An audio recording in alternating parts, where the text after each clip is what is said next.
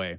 And hey, before we get to the indie block, we have Edzan and his crew. They're just lining up their energy tanks and getting ready for a Metroid Prime 100% run.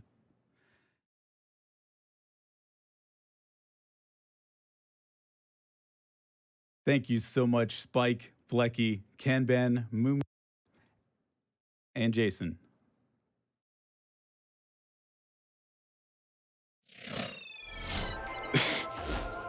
That was such a fun time.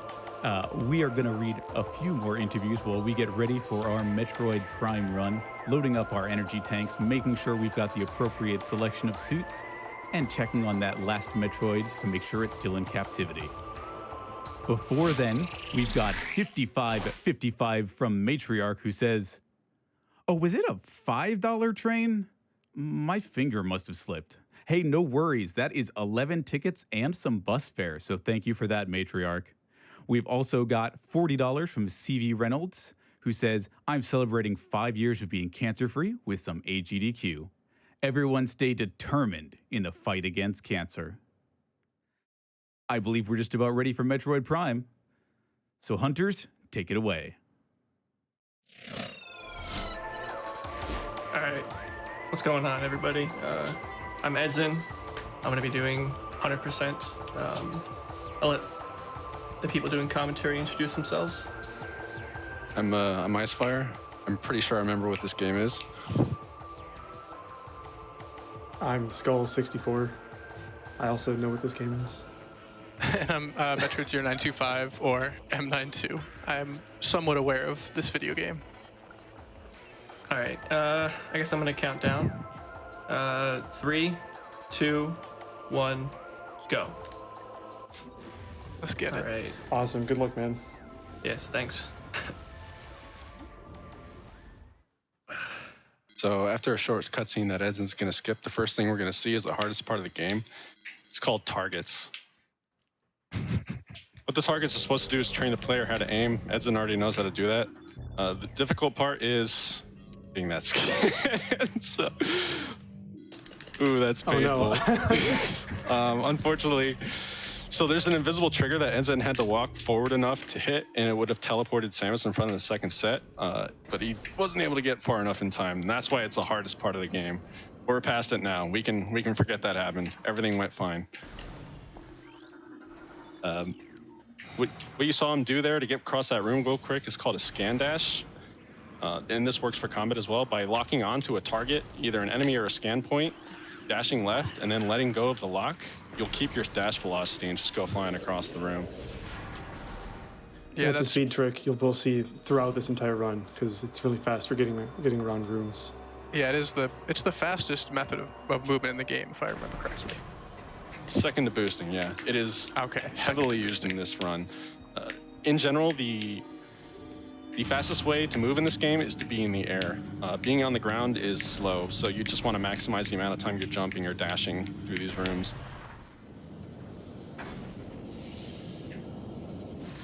So the area that Edzan's in here is the frigate, and it exists as kind of a tutorial area to teach players the controls and teach them how to use the weapons. So since we all know that stuff, it's kind of monotonous sometimes.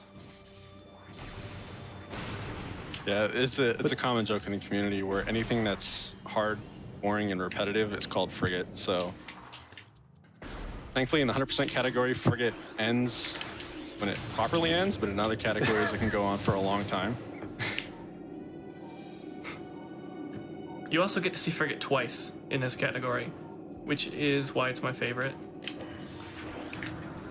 True, that's a good point. This is the only category where you go to the sunken frigate. Mm-hmm. Yeah, we'll be seeing that later, but not quite in the intended way. Got the best music in the game, too. Just doing some more scan dashes here. Unfortunately, have to wait for these doors. There is no realistic way for a human to skip these at the moment. And coming up on this fight is going to be the first boss of the game, Parasite Queen. It's going to be defeated very quickly. We'll see very shortly, using something called rapid fire missiles. And it's done. So So that was the first Nice. boss. Rapid fire missiles, usually you have to wait for a reload animation before firing a missile again. But by holding the C stick up and just spamming Y, you can fire them almost as fast as you can press the button. Evacuate immediately.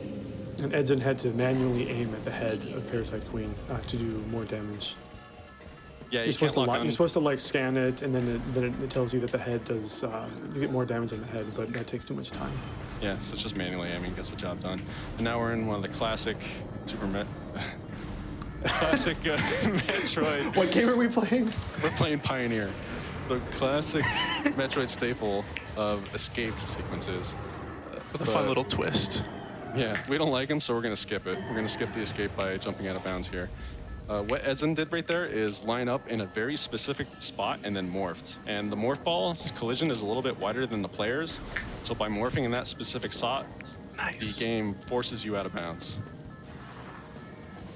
And so Yeah, and now we're just.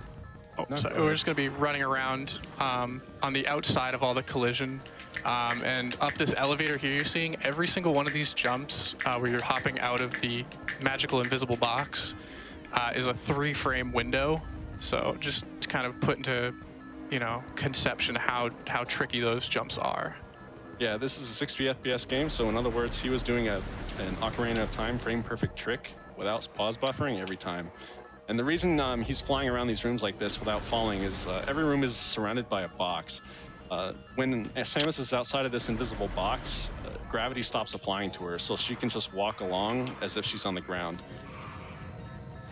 And these specific movement you see Edzan doing here, where he's touching specific parts of the room, that's to load the next room connected to it by touching invisible triggers. He's had a really solid escape. That's Yeah, a that was- 518. That was really good. sick. Nice. GG's. What he did at I'm the end so there happy was with he, that. he touched the load trigger and then went into where the room is supposed to be, so that when it loaded, he was already inside it. What he just did right there is probably one of the hardest parts of the entire run. Because Yeah, it's that's- so easy to get stuck in the ceiling, or to get like soft locked, or to fall to the bottom of the invisible box and just waste a ton of time. He didn't do any of that. That was really good. Yeah, Edzan made it look easy, but out of bounds movement in this game is notoriously hard. It's probably one of the hardest things the runner can learn to do in this game, and doing it fast even more so. Yeah, For- I mean, that wall crawl is one of the hardest. For a good reference, I've easily put hundreds of hours into that wall crawl alone. It's very difficult. So that wall crawl skips the cutscene where you lose all your items, but unfortunately, when you land on the planet, you still lose your items anyway. They like coded in a failsafe. Yeah. So what you just saw him do right there is SJFL right, space jump first. But so it turns out that the ship is just the right amount of height where if you dash off it to the right, you'll land on the ledge that takes you to space jump. It allows you to get the item first. This is one of the biggest sequence breaks in the game. It easily cuts around 15 to 20 minutes off the run. It breaks open the early game entirely, as all of it's designed assuming that Samus cannot jump twice. It's one of the oldest tricks found too, I think. Probably one of the most famous. And as you can see through this movement, as we mentioned before, dashing is used very heavily to move through these rooms quickly.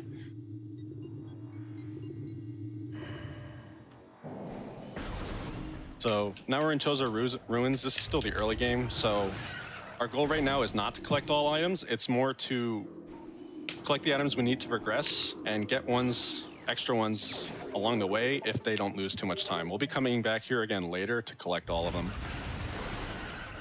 So Edzan just got that missile expansion there. It turns out you don't need to collect the real missile launcher from Hive Mecha. You can just get a missile expansion, and that acts in the same way. Yeah, we won't actually be collecting missile launcher proper for And we quite some time. also, if people remember, there was a little beetle boss that we just flew over. You can jump over that to get the morph ball first, and then we just hit it on the way out. And just ignore this boss and get to listen to the lovely tones of the beetle battle music for the next few minutes. Well, we got more ball. We've got a few more items on our checklist we need to get before we're out of here. We're going to be getting bombs, charge beam, and Varia's suit.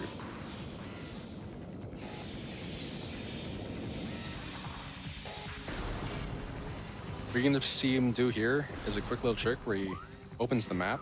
This room is special in that the room he just went through, the door doesn't open until the other rooms connected to that room load, but by opening the map, it opens the door later. We're not sure why.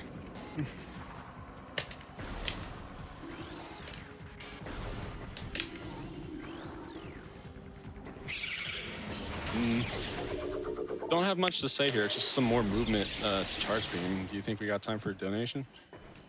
Yeah, it's probably a good time for that. Request for donation received. Donation loaded. We've got $100 from Wegbauer, who says, third Metroid run, third donation. Easy as that. Time for another? Yeah, go for it. Yeah. We've got $25 from Kiefer, who says, Metroid Prime was an amazing game for its time, and I'm so looking forward to seeing the speedrun for it, especially for such a great cause. Keep those donations coming so we can defeat cancer once and for all. So now that we collected charge beam, we're going to be in our way back to bombs here. I was going to say something, but I totally forgot. I was going to say, like, people have theorized that delaying charge beam might save time, but I don't remember what the consensus was on that. So it actually does in the old route, the inbounds only route, Okay. because you have to come back here anyways, and you have no use for it for the first pass. But in this one, it's required now because We won't be coming back here, and we need to be using supers later on. Oh, good Yeah. call, good call. also it'd just be kind of slow to come back to Gathering Hall and fall to the bottom and whatnot. So we're coming up on RNG, the mini boss here. Yeah, this is Incinerator Drone. It's another mini boss of the game. This is the boss that unlocks more ball bombs. Its phases are random, so the spinning phase here with the flamethrowers lasts for a random amount of time. Not completely random, it's within range, but it's still not consistent. And it has to do this 3 times. I don't remember the exact numbers for it, but it can. You can lose up to 35 seconds on this fight. Yeah. But that's with like the worst luck. On average, you are either going to save about 10 seconds or lose about 10 seconds. Yeah. It doesn't get help the that the same boss luck. isn't particularly interesting, especially with this exploit here. There's a little bit of collision on the lower half of the boss that Samus can stand on and not get damaged by the flamethrowers. So this boss consists of just staring at a spot, waiting for the weak point to come up. Also, I don't have game sound, so can one of you tell me how good this fight was? We After can't I finish hear it. you. Oh, really? Looks I'll pretty check good, later then. to be honest. Yeah, it seemed good. Good It fight. felt good. So we have a affectionate nickname for this boss, and it's the developer's handle who made it, Zoid. So we call this Zoid. I believe Zoid actually came on commentary for Metroid Prime Run done. It was like 5 or 6 years ago. Yeah, it was a long think it was time ago. 14. For Games Done Quick. So before we leave, just collecting this missile. We're never coming back here, so this is the only time we can collect this missile. I've forgotten it myself more than once. I have too. It's one of the easiest missiles to forget because it's one of the first actual changes for 100% compared to any percent. Yeah. Although not anymore. Yeah. Yeah, there's a new any percent route where you actually get a power bomb before even getting regular bombs. So you can grab that missile expansion during the Incinerator Drone fight in any percent. Yeah, that route adds at least 10 more character. It's like 50 more characters. The number goes up every time someone mentions it. I bet we'll see that route at a future GDQ. All right, so here's another Definitely. big sequence break that we're going to be seeing for this route. This is called Ice Beam before Flagra. What Edzan just there is jumped out of the room through the ceiling. There's no collision in the ceiling, so you can just jump right out. Now he's going to be doing some more wall crawling to get the Ice Beam before fighting Flagra. The reason he has to go this way is because there's a number of beam doors that stop him from going there normally.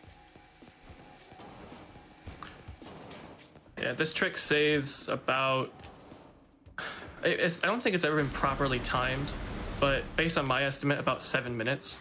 It's a Do lot. this in 100%. Yeah. it So it's completely definitely changes worth the doing. Yeah, getting Ice Beam this early enables us to leave labs from the back later, which removes a huge backtrack from the game. Once again, So he's- generally, Edzan like, is- if you're gonna learn 100%, even though this is a difficult wall crawl, it is pretty much worth learning just because of how much time it saves. Even Like- going really slow through IBBF, Ice Beam before Flagra, is still better than not doing it. Just gonna do a Oh, quick door okay. walk here. I got Ooh, that. in. That was a very clean wall really crawl. good IBBF. yeah, this is like a really sick run so far, honestly. It is. So, didn't get a chance to mention it, but just like before, he was moving into very specific parts in the room to load the next ones using invisible triggers. And at the end there, he shot the door to have the room load around him and leave him inside.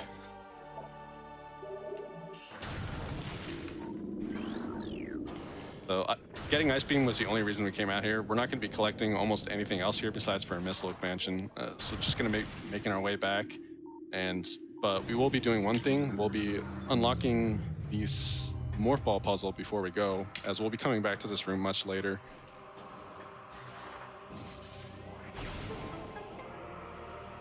So he just jumped in a very specific way in that room to avoid activating a ghost fight, total ghost fight. Yeah, there's an unskippable ghost fight here. And by unmorphing on that peg and jumping in that very specific spot, he skips the trigger and is able to leave the room without activating it. Yeah, the trigger is pretty huge. It covers most of the room, so it actually is surprisingly precise to avoid it. Here's the missile expansion I mentioned that we're going to be getting early. Normally need boost ball to get this, but by jumping in these spots, Nice. there you go, and just jumping up to the missile, you can collect it without any items. So that jump into the missile little slot there is actually position perfect because it requires a ledge clip to do.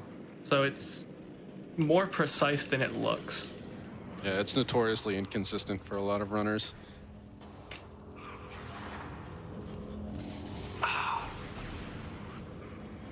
That would have been cool to get. So it's a 6 strat. So here's getting the first energy tank of the run. This just gives you 100 more HP. Helps you stay alive. And of So course the it's required 100% to do route- 100%. Yeah, the 100% route used to get like 3 energy tanks before leaving, but now it only gets 2. So this route, I guess I should clarify, there's been a route change in the last couple of years, and it's a lot easier to die in this current route. So Yeah. it's kind of risky. Especially in the early and mid game. Yeah, once you get enough E-tanks though, you basically can't die. But until then, it's risks ahead. Yeah, Yeah. To clarify, that ghost skip we were Are you gonna talking about safety save? skips an energy No. tank. Why do I need to safety save? In case you fail Flagra. early wild. Oh no, you don't do early wild. Never Yeah, mind. early wild's not Don't this listen route. to me. You do Artifact of On-Time Wild.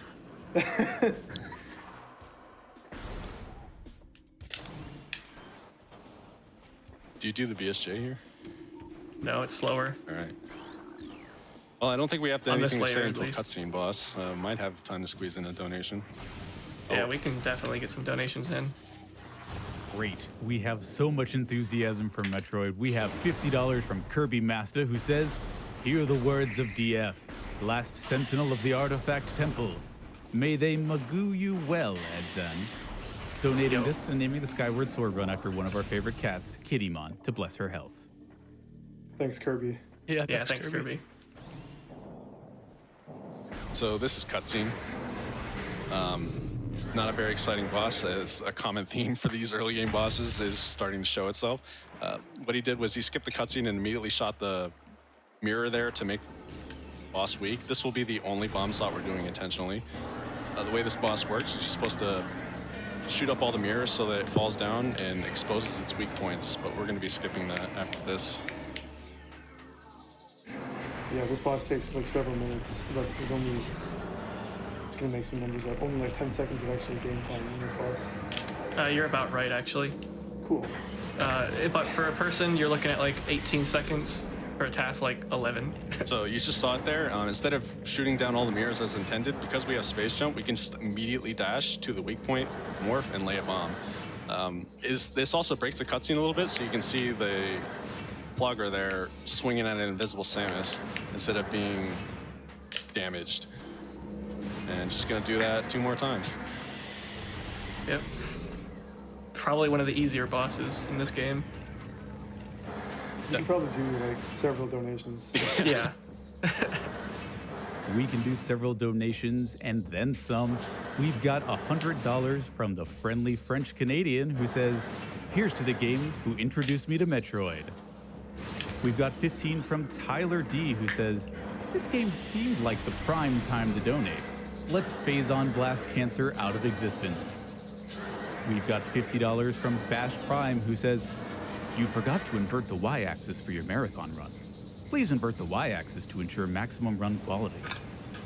And we've got $25 from Pan who says, "Hey everyone, it's your favorite kitchen implement. I have edzan's 100% task to thank for joining the Prime community. Hard to believe it's already been 2 years. Best of luck with the run. Also, 7 PBs?" Thanks, everyone. Yeah, thanks. All right, so now that we beat the cutscene boss, the game rewards us with another 40-second cutscene for collecting Varia's 30. suit. Yeah. All of these Don't worry, it gets a lot unskippable. more active after this. Yeah, it's weird because once you beat the game, it lets you skip some cutscenes, but not all of them. Pretty sure that's because they Yeah, had to, I can explain that. In Prime 1, all the cutscene skips were handmade by the developers, and so what my guess is they just didn't have time to hand make them all. In Echoes, is it automatic? Yeah, they use a different method that just makes it much easier. Effective on time wild. So, for anyone wondering, in any percent, we're supposed to be getting Artifact of Wild early by doing an infinite bomb jump there, but in 100% we don't, so we just get it on time later. yeah, you have to end up back here anyways to clean up all the items, and you're right next to it, so it's just faster to do it then. So now we're in Magmor, we're finally at a frigate. We're going to be just collecting a bunch of items while we make our way to Fendrana to get our next required item, which is Wave Beam and Boost Ball. Don't have anything special here, just a lot more movement. Could probably do in some more donations. Gladly. We've got $350 from Sandals who says, "Finally out of graduate school and got an adult job. GDQ got me through many weeks of stress and I wanted to give back, especially after this last year. Shoutouts to my friends on the PDX Bros server. Let's get Hades' bonus game." We've got $25 from Apophocles who says, "Longtime watcher, first time donator. So excited to watch AGDQ and SGDQ every year. Gotta donate for Metroid. Slay them bosses." So, Time for one more? yeah, go ahead. Sure. We've also got $50 from Maticus who says, "This donation is in memory of my mother who lost her battle with cancer in hopes of preventing others from falling to the same fate. Love the Metroid series. Go Samus, save the frames." As in, that was a sick... Yeah. That was clean. So I want to talk about this missile expansion that I just grabbed. It's behind some rock, and I don't actually know the intended way to break that rock, but you can do 2 missiles, charge beam, or supers. I don't know what was intended, but it's easiest with a charge beam, honestly. Yeah, and the intended way is to use X-ray visor to see a bunch of invisible platforms to hop your way over to that missile, but of course with dashes being as broken as they are, we can just dash straight to it. Yeah. Something to say about dashes is that the scan dashing only works in the original North American version of the game. Every other version, which means PAL and the player's choice, that's patched and you can't scan dash. So every person that speedruns this game runs on the original North American version. Yeah, this game, besides dashing, there's actually a whole lot that's been patched in later releases of this game. we're very I lucky. can't recall. Did you ever mention the fact that scan dashing works because there's no sideways speed limit? No, I haven't in this actually. game? Yes, thank you for reminding me. So you can see right Yeah. here as we do a really long dash across all of this room. Nice. This game attempts to restrict player movement with speed caps. So forward and backwards is limited to a very slow speed, but sideways isn't. So even though after dashing, we can't turn to look where we're going because we'll immediately slow down again. So we just have to stay sideways and essentially memorize where we need to go. And that's probably one of the biggest things to learn when running this game is just memorize where you need to go, because you could almost never see where you're going. And you'll actually see the fact of how the game slows you down if you don't release the lock-on for a dash right up here, because I actually use it to get in position. It's right after I skipped the cutscene for Fendrana.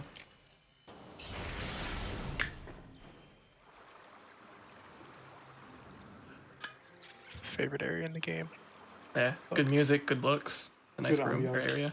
But like I hold on longer there, so that I don't go flying as far or fast. It puts me in position better.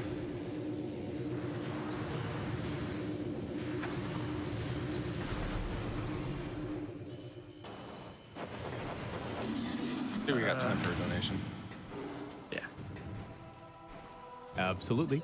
We've got $10 from the Master DS, who says, love the Beetle Battle music. And hey, I'm a little suspicious of this one, but we've got $25 from Ridley, who says, I am going to beat Samus today. I am going to beat Samus today. Yeah, we'll see about that, wait. buddy. It's Yeah, I don't AGDQ. know about that one. Oh man, it's 100% category. Samus is going to be fully equipped. This isn't fair. Next GDQ, there better be a let me win percent. Maybe if we do low percent next GDQ. we can only hope. So I'm getting wave beam. It just kind of works out. It's in a good spot at the very start of Fendrana.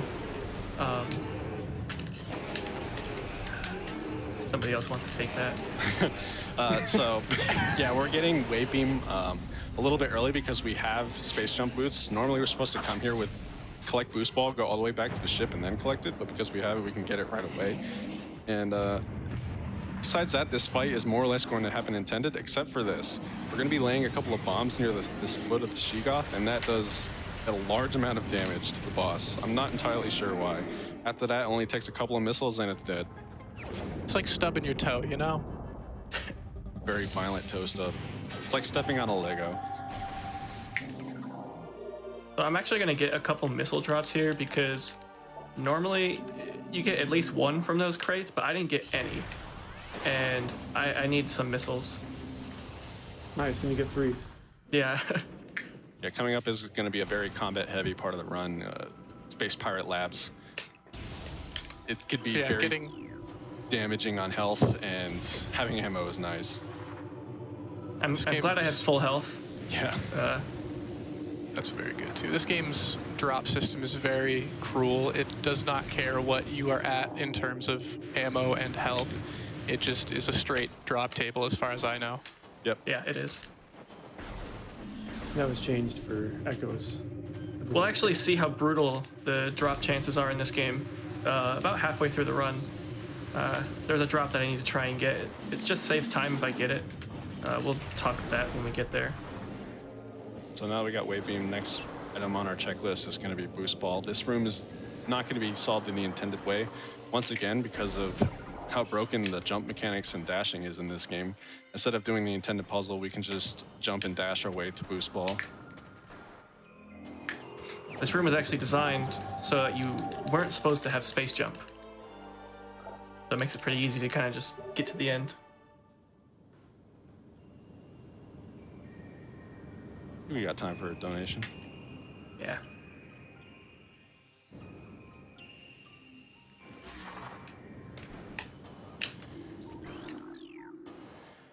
Absolutely. Boy, have we got a donation. We have a $2,000 anonymous donation that says, I just wanted to say hi to the Metroid Prime speedrunning community. Thank you so much for showing me how to break my favorite game. You guys are the best. That is Thank you so much for that amazing donation. that is a very Yeah. generous high. Yeah. Hello there. Thank you. Hello. Also, the swag hundo strat of jumping on the Shegoth to get up there. A very healthy hundo strat. So once again, skipping a puzzle by just jumping on a bunch of very small ledges. The running joke in this game is that you can stand on almost anything, and that was very well demonstrated in that room. Yeah, you basically can. So now that we're in Space Pirate Labs, these rooms are going to be going a lot faster than they're supposed to. We have a bunch of items we're not supposed to have right now. Primarily Ice Beam, which, nice pirate, that it's very damaging to pirates. It allows us to one-shot or two-shot them. This fight should be going by very quickly. The reason we're here is, once again, The twofer. to collect some required items like the artifacts and thermal visor, as well as expansions, which is needed for the 100% category. Also, this is the part of the run I was talking about earlier, that you have very low health throughout it, and it's very easy to die here. So if I end up getting too low on health, I'm going to be playing it very safe. Yeah, the pirates in particular don't actually do a lot of damage, but the turrets do, and there's a lot of them in this area. There's 3 in Here's this the room shooting alone. gallery. Right here at the door, you can take a lot of damage. All right, so here's Observatory. This is where the super missiles are. Once again, not going to be doing the room as intended, just going to be jumping around to skip all the That was puzzles. close. Going to do a slope jump here to get up to the super missiles. Oh. But then edzan decided he wanted to take a little bit of fall instead. So we're going to do it again just to show everyone who missed that room how it's supposed to be done.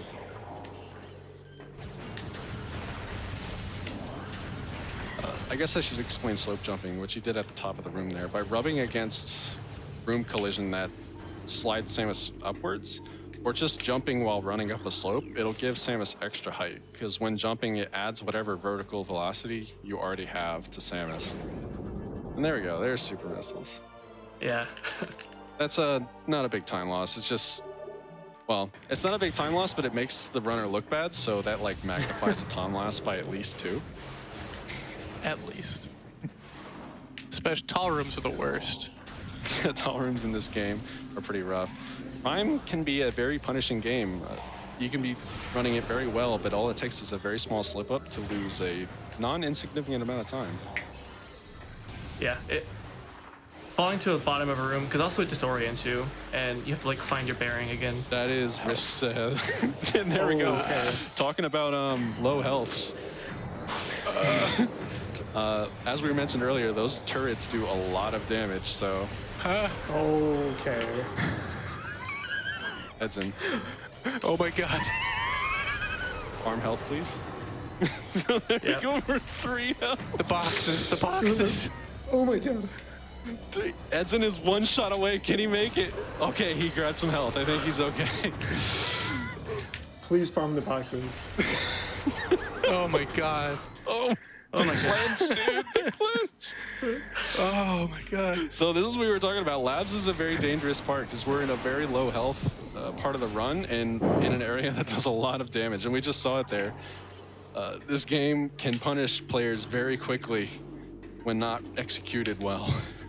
But we're out of there. We're good. We're past the hard parts. GG's, we've survived. My heart's Oh, racing. You can breathe now. Wow. That's it, it's hundo, not 21%, bud. I know. Low percent simulator. So edzan, what he did right there is that particular jump movement he did was to skip a cutscene trigger that skips an otherwise unavoidable fight that locks the doors. In addition to that, he's getting this artifact of Elder early. Normally you're supposed to have plasma for this, but by just jumping on top of the fence and shooting a missile, you can hit the tower directly without needing plasma beam.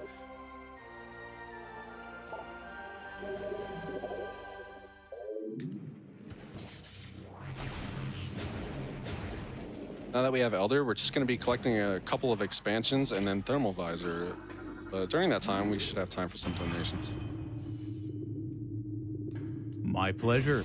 We've got $50 from Cher Guevara, who says, Metroid Prime is the reason I still own my original purple GameCube, and I am so stoked to watch this run today. Good luck. We've also got 250 that's anonymous saying, Metroid Prime was my first console game and the game that introduced me to GDQ. Donating during Prime seems like a fitting choice. So here's a Metroid. This is supposed to be like what the game's about, and it's dead. GG. So Metroids in this game are pretty easy to kill because Samus has some pretty powerful weapons at her disposal. Ooh, missed them more. All right, so now that edzan has 3 tanks, he's basically never going to risk dying again. He's past the high damage area and he has a lot of health, but besides that, just has to get this missile that he missed the more for earlier. And this pirate's kind of being a bully. Yeah. Alright, though. Alright, we're invincible now, though. Yeah, there's no risk of dying for the rest of the run. Don't jinx it. All right, so now what's coming up is Resource Core, which has Thermal Visor. We're more or less going to be doing this room as intended, except for a small optimization where he hits the scan posts while falling down the room so that he's ready to hit the next one as he falls. And by getting all 3, he's right there next to the Thermal Visor, can just fall right into it. So this here shows part of the reason why getting Ice Beam early saves so much time. So he has Ice Beam now, so he can just leave through the ice door. If he didn't have Ice Beam, he'd have to go all the way back through all those rooms in the labs. Yeah, put the lights off. But instead, like Skull mentioned, has Ice Beam, you can just roll on out, and that's labs. We'll never be back here again. Our next goal is going to be another major item, which is Plasma Beam. To do that, we just got to do a quick backtrack to Magmore, doing some moving here to skip some Morph Ball puzzles. Or I guess just Morph Ball movement. Should have time for a donation. Yeah, I can get a couple in. Okay, I can do that. We've got $100 from Hammer Go Boom, who says, Hey edzan, this is a donation to thank the Metroid Prime community for being so welcome, and a thanks to GDQ staff, organizers, and all the runners. I've been watching for years, but this year was especially impactful as my grandmother was diagnosed with colon cancer. Stay strong, and I'll donate another 50 if edzan can get the one-frame bomb after Zoid. Donation to Runner's Choice. We've also got $100 from Steven Lakota, who says, Love GDQ, let's get that Golden Sun Glitch exhibition. That is one of many great incentives we still have open. Thank you so much for helping us get there, Steven. Right, so this is the Plasma Beam room. Normally you're supposed to have Spider Ball to get this, but we don't have it and we don't need it. We're just going to be doing... I think Grapple too, if I remember. Yeah, you're supposed to have grapple. Grapple too. And by extension, Power Bombs to get it. But don't need any of that. Just by standing on tiny little edges, as you can stand on everything in this game, and doing specific jumps, you can get to the top of the spinner and activate the bomb slot for the second half of the puzzle, which we're also going to skip.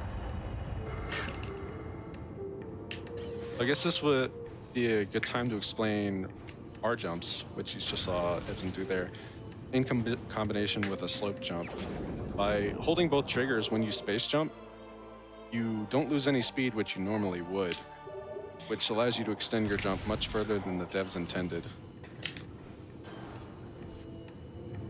It's also how we effectively bunny hop in this game as well. It's the same basic strat, and you just do it very quickly upon landing. Yeah, you have like a couple frames when you land in order to get a good one.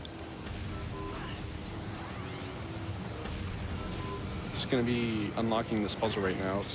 Normally supposed to use Thermal Visor, but as the targets are always active, if you just memorize the locations, you can shoot them without it. And that's true of every Thermal Visor location in the game. I think it was actually the first upgrade that it was found that you could skip back when the game was first released. Yeah, Thermal Visor is completely optional. But we still get it in other categories except for low percent, just because it only takes like 5 seconds to get. It's very helpful. Yeah. For the final boss in particular. Yeah. Not going to be doing much right now, just finishing this puzzle as intended. Definitely have a time for a donation right now. We've got a donation from Keeper for 3333 who says, congratulations on just barely surviving the labs, but you aren't out of the woods yet. Good luck. Thanks. That was a super risky labs.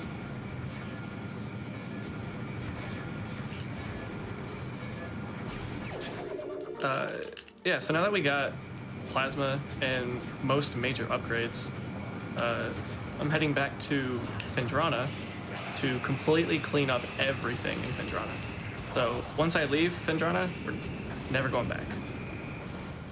And that's pretty much true for most of the rest of the game.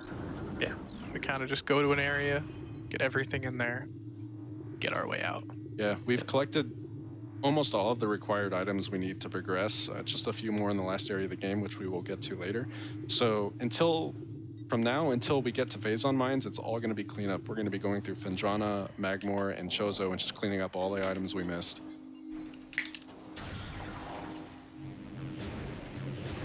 Starting with going back to Phendrana's Edge and getting the Artifact of Spirit, Gravity Suit, and I think that's the only two majors over there, besides for a bunch of expansions.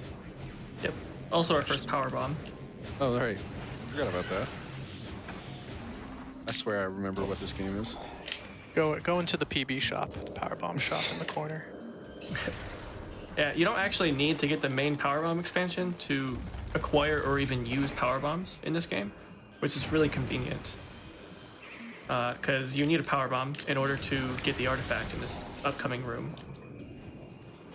And this missile expansion, another item that is supposed to require grapple, but by using a dash can completely And skip gravity. That. What? And gravity suit. Oh, yeah, that's true. Used another slope jump there underwater to get out. Without that slope jump, it would be impossible to leave that water. It is surprisingly tricky to get out of that water sometimes. Yeah, the slope is not large.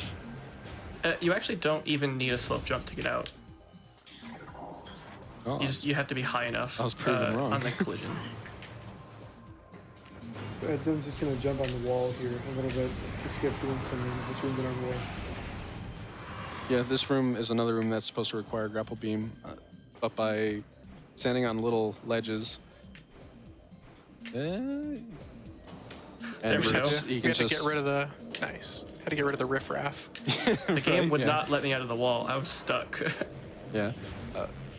This game has a lot of hidden platforms everywhere that Samus can stand on. In almost any room, those can be abused to climb it without using the intended items or intended directions to go.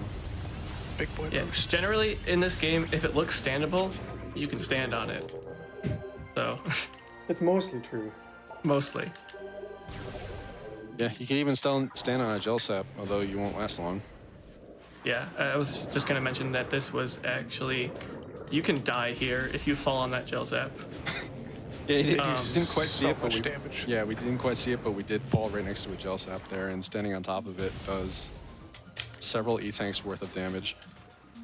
I had one time where I fell on it and I lost 2.5 E-tanks of health in about 1 second.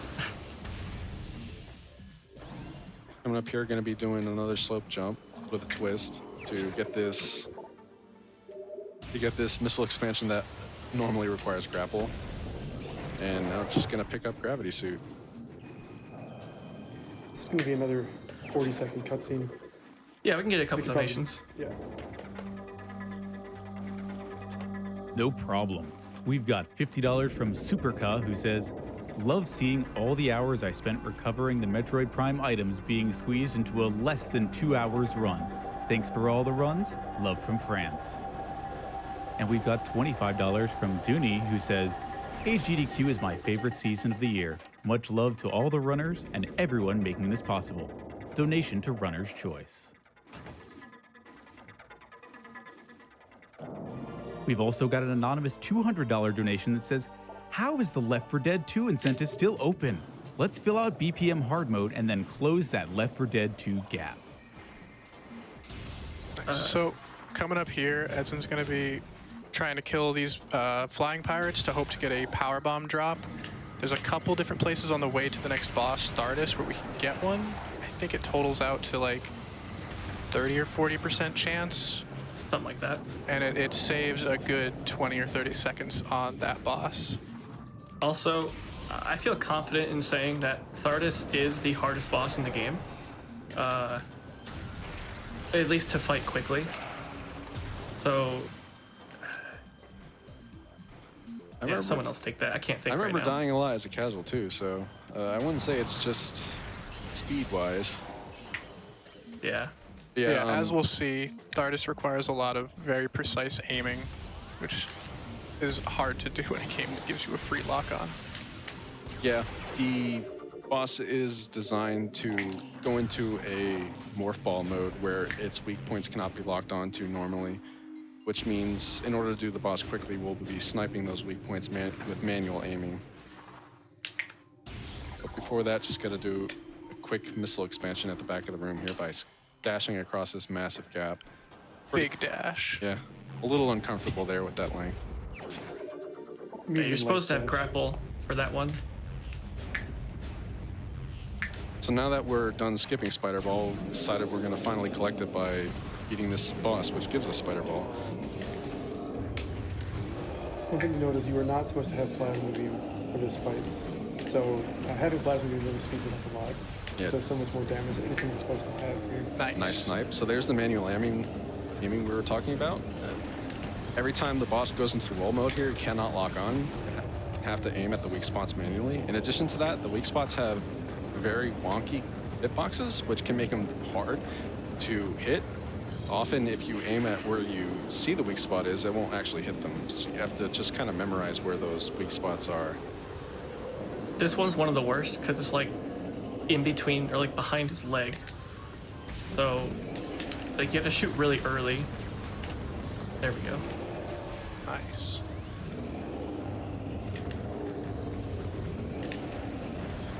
Doing really good on this boss so far. Yeah. Hit every snipe so far, doing real nice. This one I don't expect to hit. Not at all, because this last rock only has half of a hitbox. I don't know why, but it does, and it makes it really difficult to snipe. Yeah, in addition, this boss is programmed so that it tries to have the weak points face away from you when it's rolling. It's pretty frustrating because if you don't miss the snipes, you can end up just watching this boss roll around for several seconds. But yeah, like I just did there. It's very easy to lose lots and lots of time on this fight, which is why I say it's the hardest fight in the game. It is definitely one of the bosses that needs the most practice for a good run. Yes.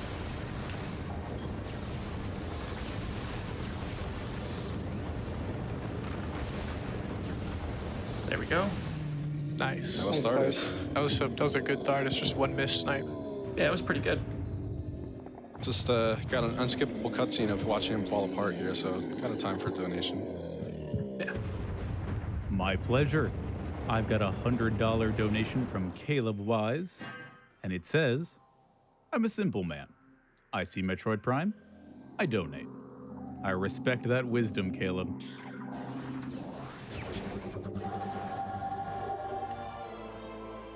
So we now have Spider Ball, the item that we've been skipping so far. It comes in handy in a number of spots in the route, but mostly it's collected simply because the category requires it. It's not used very often as it's usually slower than any of the other options for movement we have.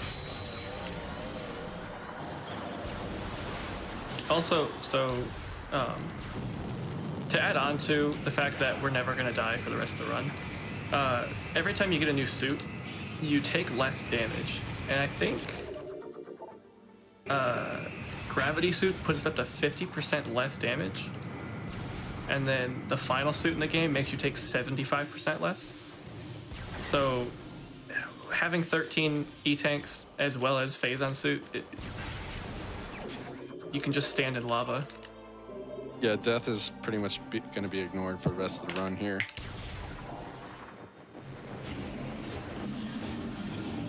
Just going to be making our way through Fendra. Wow, that's Shigoth. Nice, Very Shigoth. impressive. He was on a mission. He just wanted to say hi.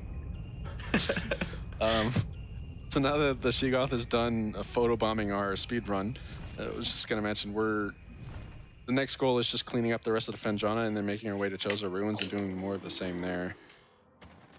Yep.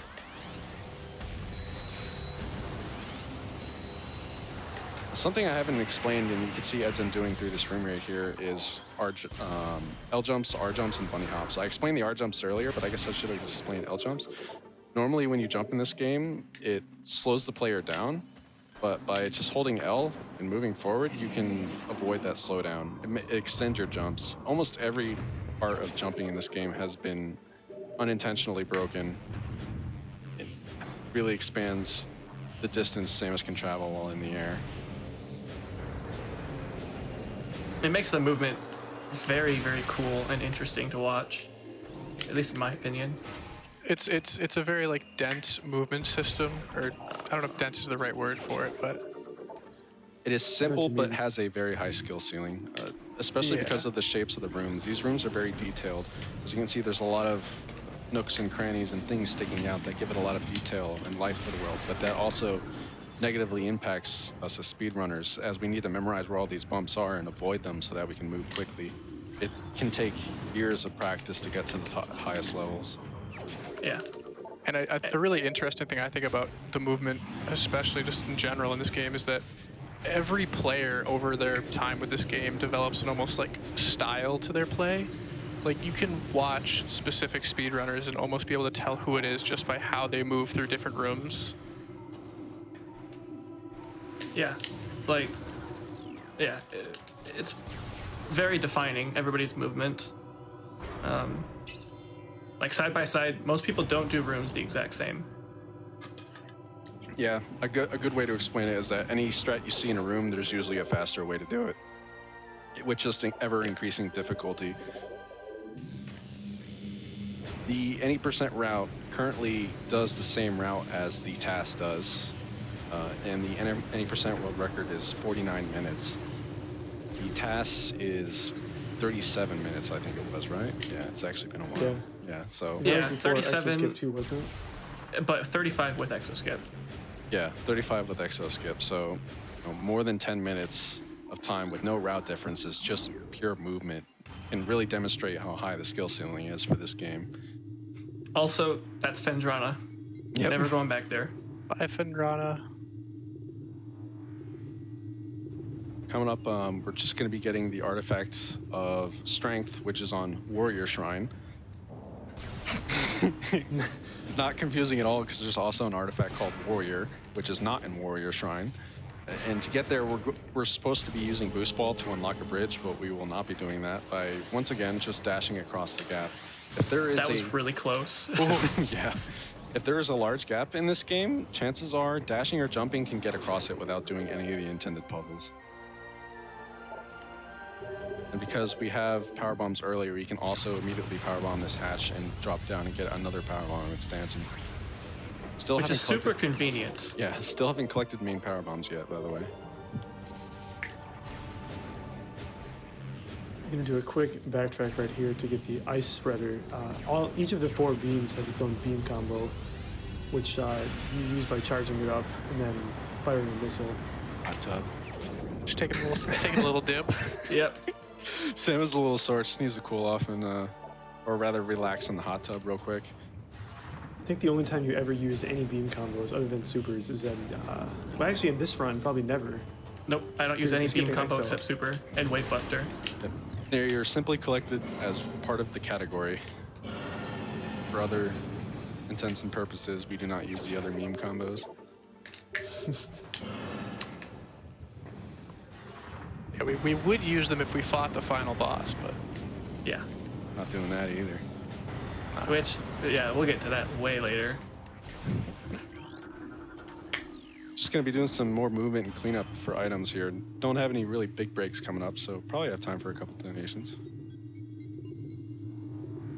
All right, I'll read and you let me know when you're ready to keep going. We've got what looks like a $25 train going on. I think these might be the window seats on the $5 train. We've got 25 from Lady Cube, who says, love GDQ, and since I'm working from home this year, I can watch openly instead of sneakily watching in a tiny corner of my computer screen. We've got 25 from Shambalama, who says, Another year, another AGDQ. Always amazed to see so many people come together to fight cancer. Good luck to all the runners. We've got $25 from IB Chiron, who says, GDQ is such an amazing event. Recently lost my grandfather to cancer, and this donation is for him. Thank you, GDQ, for all you do. From the GDQ staff, the runners, and the people watching. So, coming up now, what we just saw there is edzan jumping what looked like thin air. There's invisible platforms there that normally a player would need X-ray visor to see, but they're always there. So even without it, you can if you memorize their locations, you can just jump up this room without ever seeing them. And it's kind of tricky though because it's a tall room. So if you fall, 9 times out of 10, you're gonna end up at the bottom, and It's a long way down. it's a long way down. That was just a very brief Talon overworld cleanup. Now we're going to be going to Chozo and collecting all of the items there as well before we get to the end of the game. And similarly to Findrana, once I leave Chozo, that's it. Never go back.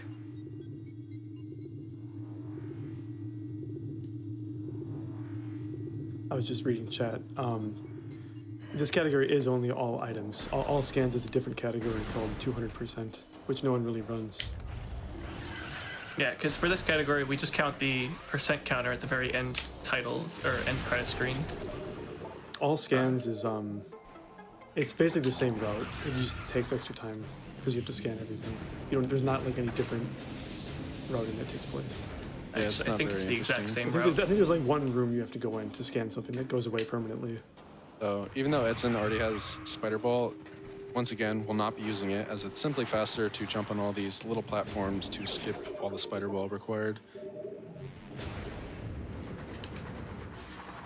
Aww. What edzan just tried to do there is called an instant unmorph by rolling off a ledge and unmorphing at a specific time.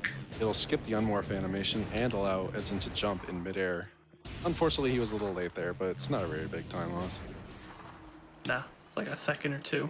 And so here's another room where we're not going to be using the intended strategy. You're supposed to be missiling a bunch of blocks here to lower these platforms, but by jumping on even more invisible platforms, you don't need to do that, and you can just ascend the room with jumps. And there's Wave Buster. Because the room is higher than it's supposed to be, the cutscene also spawns Samus in midair, so she just falls down to the bottom. Which is super convenient too. Yep, because right here is Life Giver, another artifact needed to beat the game. I should explain. There are 12 artifacts in the game, and you need all 12 to be able to reach the ending area.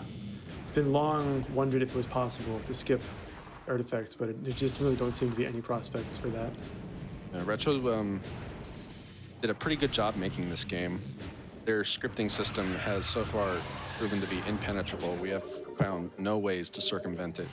All of the sequence breaks we've been seeing here have all been movement based, just getting around physical barriers that the devs have put in place to try to prevent players from secret breaking, but so far, no luck on the scripting side.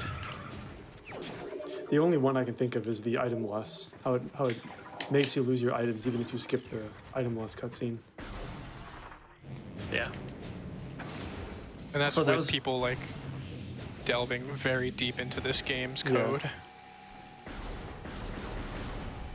Yeah, the Prime community has reverse engineered this game very extensively, more so than even some of the more popular games out there. And so far, nothing has shown itself to be a weakness. Retro did a very good job engineering this game. So for the most part, we don't have large glitches like skipping to the end of the world or anything like that. It's still very much a movement-heavy speedrun and requires a lot of good execution to get a good time.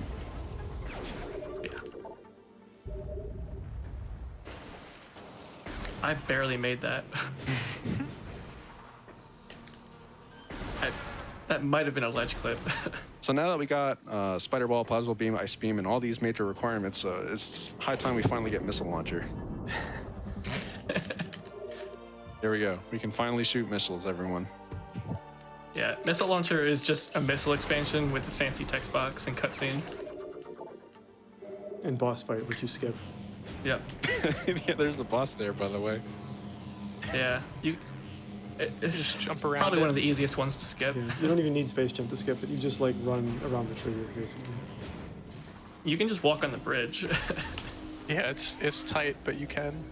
So now we're back here in Sun Tower, I think it's called.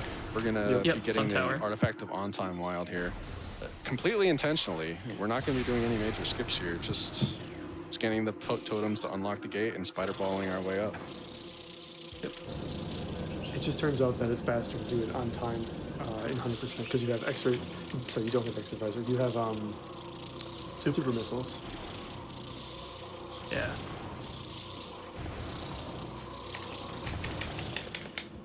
Coming up is a ghost fight.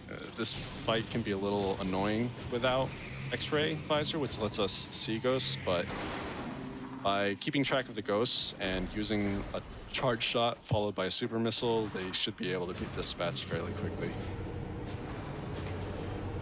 What you're going to be seeing edzan do here is actually look at a specific spot and shoot. This makes the ghost come out in their ball form earlier. And you can see there, he pulled scan visor immediately after firing a super missile. This cancels the animation and lets you charge another shot faster. Oh. Unless you cancel firing the missile, and then it definitely doesn't save time. But that's okay. He recovered early, got that ghost. Just one more left. I've totally done that myself plenty of times. The ghost went into the ground. So this is It's ghosty. yeah, these ghosts can get annoying pretty quickly. Because we don't have X-ray visor, we just have to wait for them to show up, and that could be random when that happens.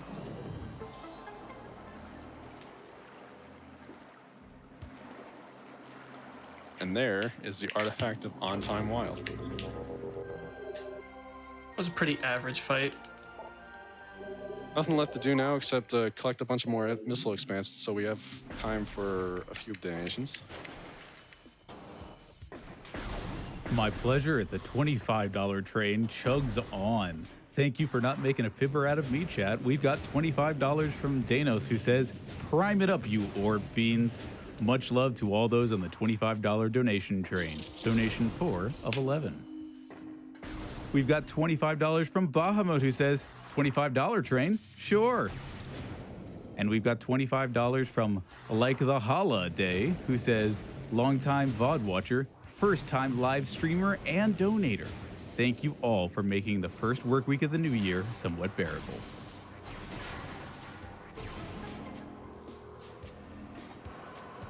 Here's one of the few instances where you're required to do a double bomb jump to collect an item. We actually found out how to get this item without doing that. Okay. So it's The no game, longer the required. game developers intended you to do a double bomb jump to get that item.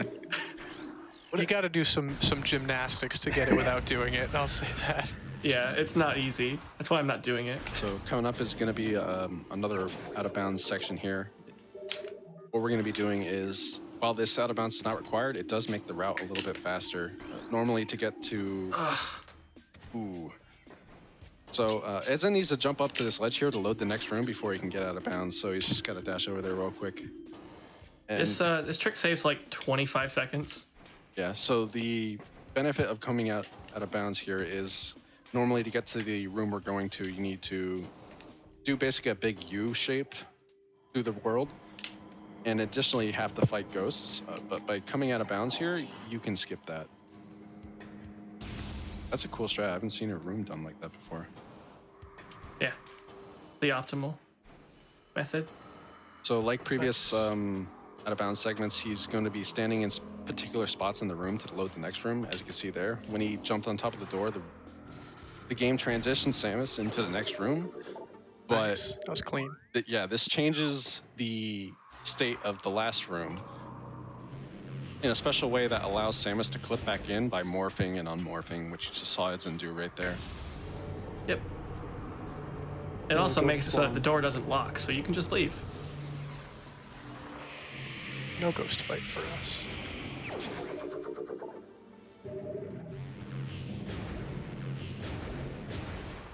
Coming up is Magma Pool. This is another room that requires grapple, which we still don't have. Even 100% collects grapple, but we never use it, as dashing and jumping is just so much more effective at crossing gaps. Taking a little swim in the pool. Yeah, Back Yeah. another dip in the hot tub to relax the muscles. The new 80% run actually gets that power bomb expansion at the very beginning of the game. It completely changes the route. It's really cool to see. It's a trick that was considered TAS only for several years, and then it was solved like 2 months ago to get that expansion early. A brilliant runner by the name of Garden Designer Vertigo had the brilliant idea to pause the game, and that solved Power Bombs Before Bombs for console. Vertigo's solved like several really important things in his few years in the community. He's only found Exo Skip as well. Yeah, I think he's saved over 3 minutes with the 80% run just by himself with discoveries. So As mentioned before, we're here in Chozo collecting mostly just expansions. Don't have another major item for a while now, so probably have time for a donation. My pleasure. We've got $25 from We Go Giant, who says, first donation of the marathon, more to come later. Metroid Prime is one of my favorite games of all time, but when I 100% the game, it usually takes a lot longer than this. Keep up the great work. We've got $25 from Emphabet with the comment, window seats, choo choo. And we've got $20 from Joanne K, who says, thanks to GDQ for continuing through adversity. It really highlights the spirit of this wonderful event. Donation to Commentator's Choice. Well, thank you, Joanne. There was a question in chat asking who found Maze Skip. That's Justin. I believe that was Justin. Yeah, so a runner named Justin DM_speedruns got locked into a room and found Maze Skip. In a similar sense, he was also locked into Frigate and found the Frigate escape skip that we saw earlier in the run. So if you want something found, just put Justin in the room and don't let him leave until he finds it. So it might look like I'm doing the same wall crawl as earlier. That's because I am, but only partially. I didn't do this puzzle earlier, so I have to get past this locked door. And it's pretty easy. Just like that. Just jump back in bounds. Yep.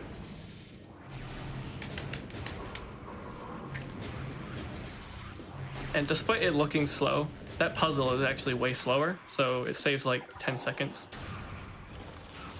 Do the wall crawl. Oh. Even though we have Spider here, once again, it's faster to just jump on top of all these small platforms to get to the top of the room, and use Spider only for the last part of the puzzle to get its missile expansion. Yeah. If I'm not mistaken, Spider Ball is not required for anything in this game. Don't think it is, you no. Can, yeah, you can get Tower around of everything. Doom. The tower missile? Yeah, that's right. Never mind. For one thing. So here's the ghost we skipped earlier. It's faster to fight it now. Because I have supers. Yeah, while we have supers. And what edzan's going to do here is he's going to kill the ghost, morph, and use this bomb slot. This overlaps the cutscenes to save a little bit of real time, and also teleports Samus down to the statue's feet so we can jump right into his hands right away.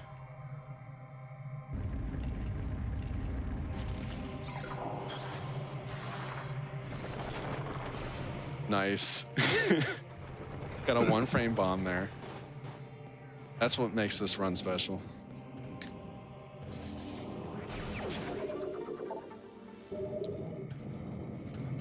As I mentioned before, doing stuff that looks cool saves time.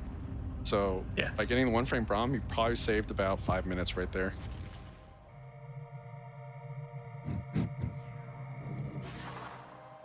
It's all about the character of the run. So that was Artifacted World. That's going to be...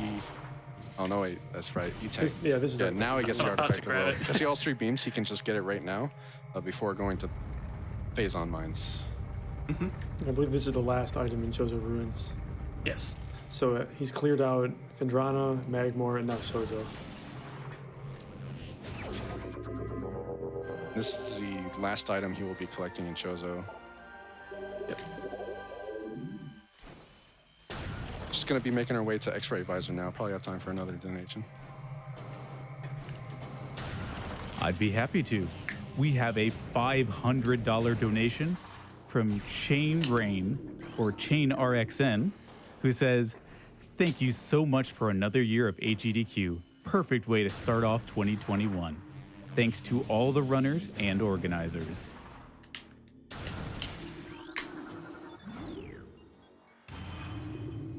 Would you like one more? Yeah. Sure. Gladly. We have an anonymous $50 donation reading. Metroid Prime is one of my favorite games, and I'm excited to have my first GDQ donation during a 100% run. Save the animals and let's crush cancer. Runner's choice. So now that we're in Talon Overworld again, I'm going to be collecting a couple key items here. One of them is going to be missile expansion, which is very important. We don't have enough of those already. And the other is X-ray and the artifact of Chozo, which is not in Chozo Ruins.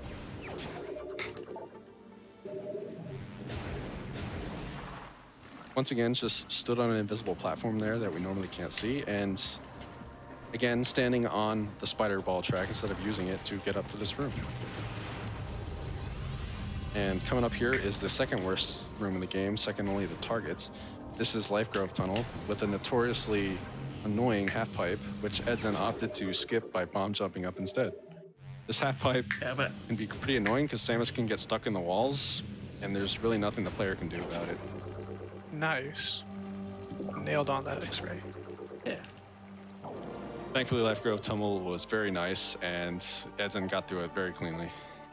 I still have one more pass, so It's not over don't yet. jinx it.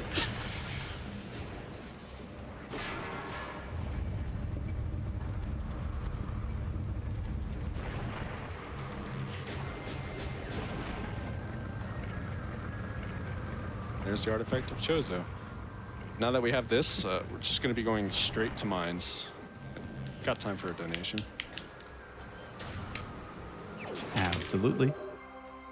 Varsity sends in $25 and says, "This is a prime time to hop on the donation train. Let's get that BPM hard mode going." Just a quick jump here. edzan jumped on top of that rock, which you're normally not supposed to stand on, but it's prime, so you can. And this skips doing a ghost fight that you would otherwise need to leave this room. And And it saves a lot of time because there's 3 different ghosts you have to fight there. yeah, and it's a really tricky room to fight, especially, yeah, it's just hard. And coming up here is bar skip. You're normally not supposed to come to mines in this direction. Oh, I landed too. And swimming simulator, but by doing a double bomb jump, you can squeeze through the top of the bars there and skip doing the crash frigate and go straight to mines. And you can do that in both directions on those bars. So this is the main deviation in this route from the previous route. In the previous route, edzan would go and do the crashed frigate right now, going from the front. But instead, in this route, he's going to do it after phase on mines and do it from the back. Now we're in phase on mines, the final area of the game. Oh, just to chime in, that route change also does have the effect of, in previous hundo routes, you would have 13 energy tanks and you'd only have 1 left to collect. But with this, you only have 11 energy tanks going into mines, which makes a little bit of a difference later on for a strat that we have to do in mines. Yeah. There's only been about 2 route changes in the last several years for 100%. And actually, both of them were by Icefire here on commentary. Yeah, it's a very difficult category to route. You know, it's got a lot of restrictions, having to collect all the items and still do it quickly. Yeah. I'm honestly surprised I was able to find what I did. But getting back to this run now, edzan's going to be scanning this shield. We're not going to be going through it right now, but we will later, so it needs to be down. Mines, in particular, is a pretty difficult area of the run. It's got a lot of hard rooms to get through quickly, as it's an area designed where Samus is supposed to have all her items, so we can no longer easily skip gaps just by having space jump, for example. It has a lot of very technical rooms. And there's Grapple Beam, the item we will not be using.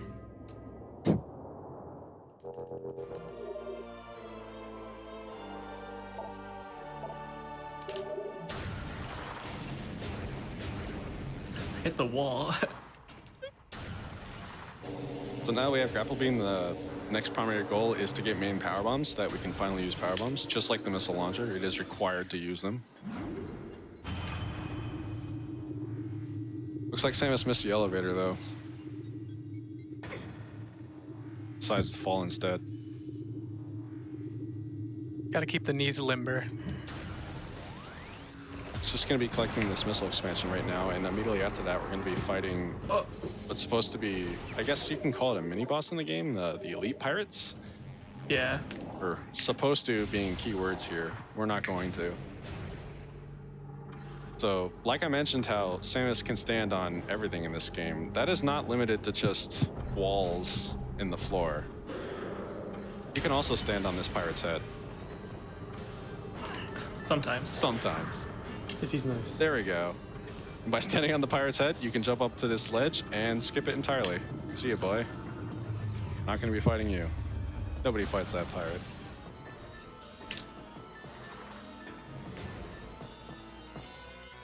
Cutscene. Got time for a donation. Yeah. I heard cutscene, I thought donation. We've got them, absolutely. $25 from Armsofts, who says, it's prime time for the $25 donation train. I hope the message echoes so we can fight against the corruption of cancer. And $25 from Metroid Master, who says, had to donate during my other favorite Metroid game. And yes, Prime is indeed tied with Zero Mission for favorite Metroid game. Shoutouts to the Prime communities, and I do plan to learn to run this game very soon. Also, edzan, don't scare me like that again. I'll try not to. Petition to save up here. Oh yeah, of course.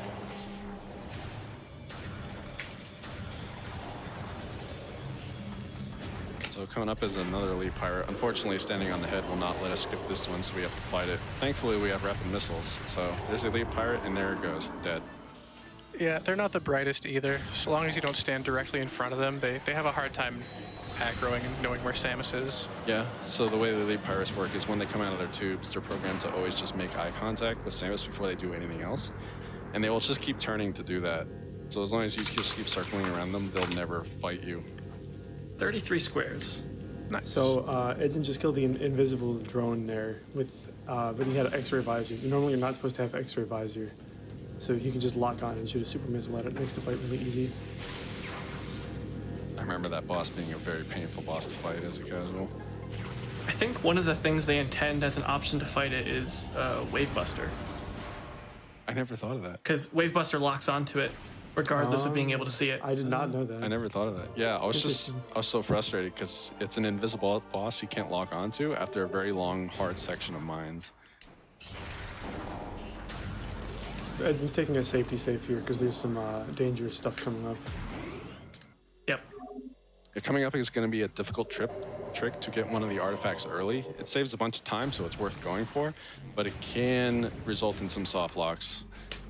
Yeah, It's about a dangerous not in minute. terms of death, it's just in terms of... Oh yeah, no, Not being able to Samus continue. can't die anymore.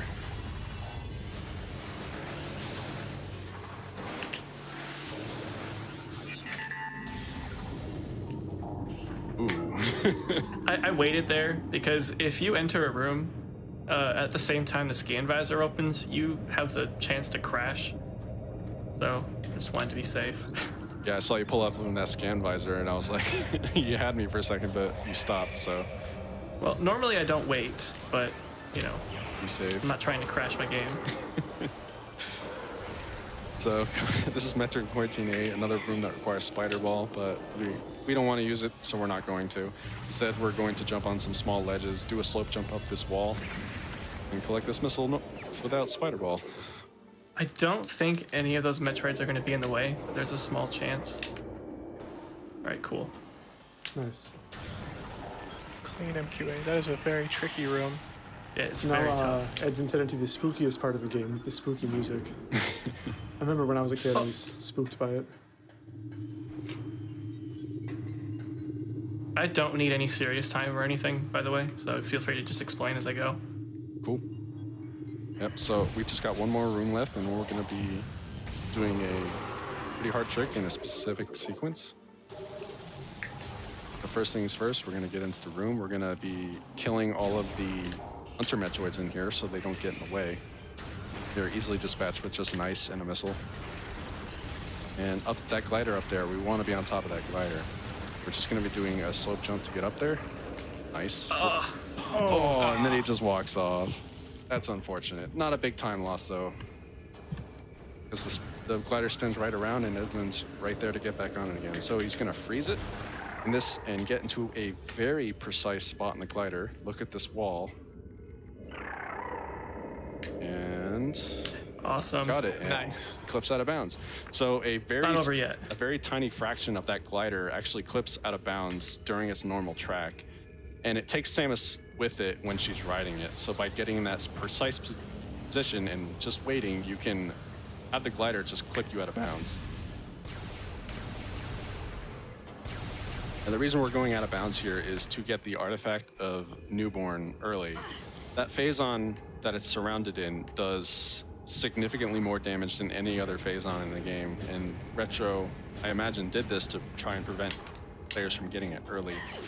But by going out of bounds here, we can just collect it through the wall, taking very minimal damage. It's possible to get this artifact in bounds with the number of energy tanks edzan has, but it's just very, very tight. And if you make any mistake at all, you'll die. And then even after you get it, you'll have very little health left. So it's actually safer to do this out of bounds. Nice. Nice. Nice, and he got back in bounds. And both of the times that you saw him like sit in one spot and boost for a few seconds and then unmorph. Little spaghetti happening here. Don't worry about it. Move on. It's okay. Whenever both of those times, those are a possible soft lock if the angle and position isn't just right on those. So it's a pretty risky whole secret world and proceedings there. Yeah, edzan nailed it. He made it look easy, but that is probably one of the harder tricks in the game. So once you leave Phazon Mines, or leave Omega Pirate, I should say, you need 5 power bombs to finish the run, which is why I kind of waited there to get a drop. Because I have just enough to finish the run now. Yeah, without having to farm for drops anywhere. Yeah. Troopers knocking Samus around. Although Samus has so much health that the risk of dying is essentially 0, the troopers can still be annoying and pushing her around and making it difficult to go fast.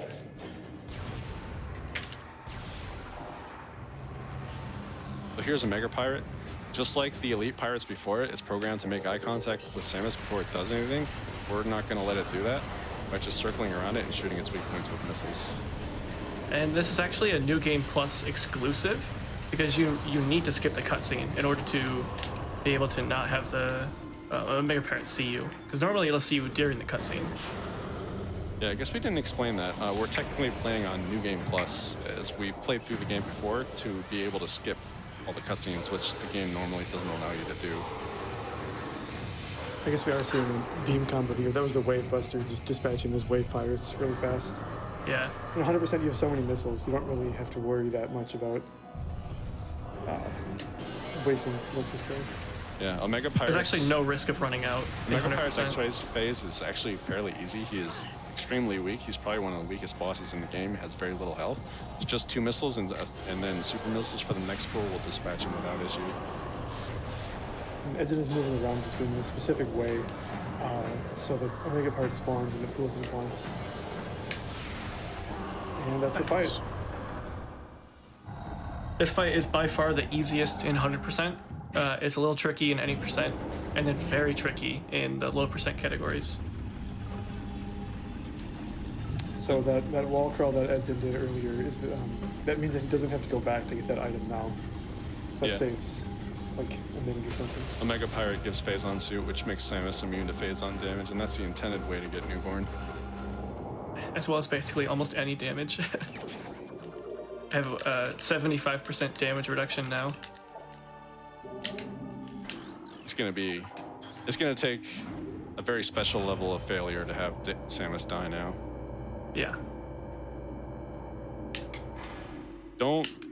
Our next major item is going to be the Artifact of Warrior, but to get there, we're going to have to basically just move through mines with really no special movement, except for this next room, PPC, Phase on Processing Center. We're going to be, once again, jumping on a bunch of small ledges to skip a lot of the platforming required to go through this game, as well as a dash That here. was close.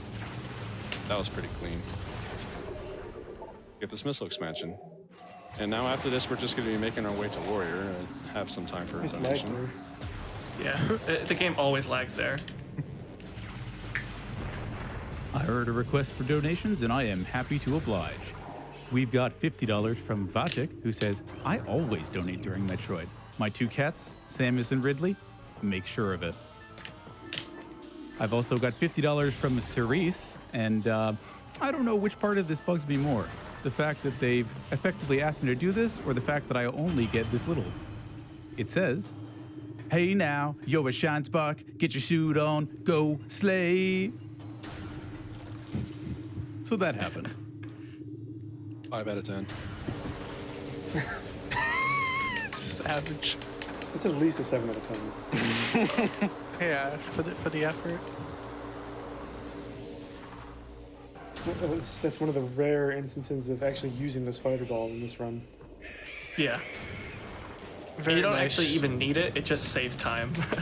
Yeah, it's possible Yeah. to climb these without spider ball. That's what you do in any percent.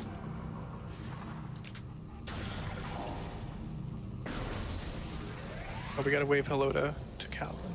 So we're not supposed to be coming through the room in this direction right now, so there's going to be an invisible wall here that edzan is going to boost through. So when you collide with a wall in the opposite direction that you're intended to, Samus will get stuck in it, and boosting enough times gains enough speed to allow Samus to just fly through it. Hello? There it is.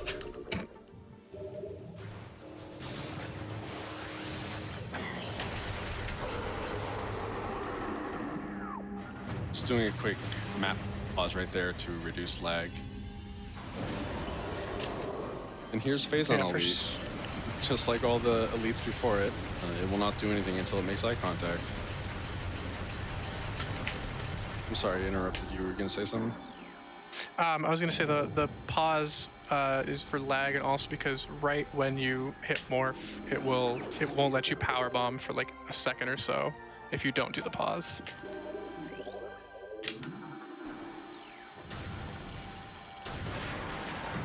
That was the Artifact of Warrior. That's all the major items in mines, except for a very special one that we're going to be relying on heavily later in the run.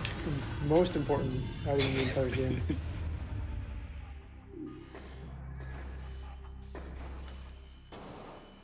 So you're supposed to enter this room from the other side. That's why there's like the pirates haven't spawned yet. Here they are. And you have to be careful in this room. If you do this room in the incorrect order of operations, you can actually soft lock in here. Yeah, so before edzan goes and fights any of these wave pirates, he needs to go kill a bunch of shadow pirates down here. But before he does even that, he has to get this door locked. There it is. If he kills anything before locking that door, it won't unlock when he kills the pirates, which will soft lock him in the room.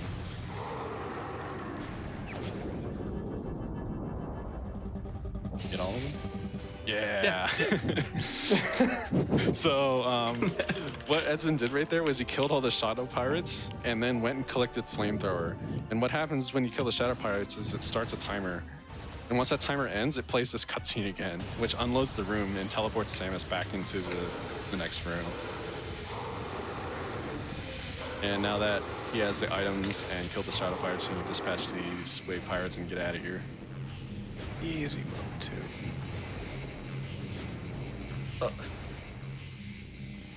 There you go.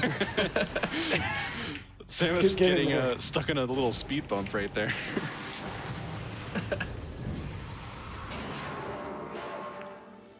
I believe that's the last item in mines. Yep. Now the only thing left is to go back to Talon Overworld and do the crashed frigate. And then go to the end game. Well, I guess there's one more thing in between. Minor thing. Yeah, so this is the big, the biggest part of the route change is doing this. The crashed frigate up ahead backwards. And this saves about a minute as well. Yeah. But it is a bit harder because it requires you to go out of bounds just to bypass one door. Yes. A single room secret world. A pretty common theme in Metroid Prime is if you can do something backwards, it's usually faster to do so.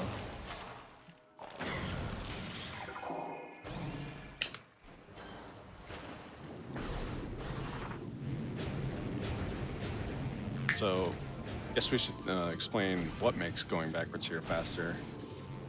Normally you have to do a bunch of thermal visor puzzles where you activate power terminals to enable doors, but by going in reverse, you can skip all of that. The doors just open normally.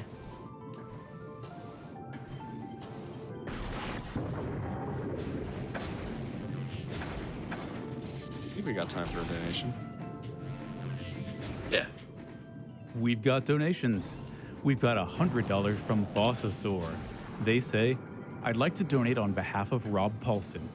You know him as the voice of Turtles Raphael, 1987, Donatello, 2012, and Yakko Warner from Animaniacs. We are both cancer survivors, and his kindness to me has helped keep me going. Let's all kick cancer's butt. Cowabunga! Incentive goes to commentator's choice.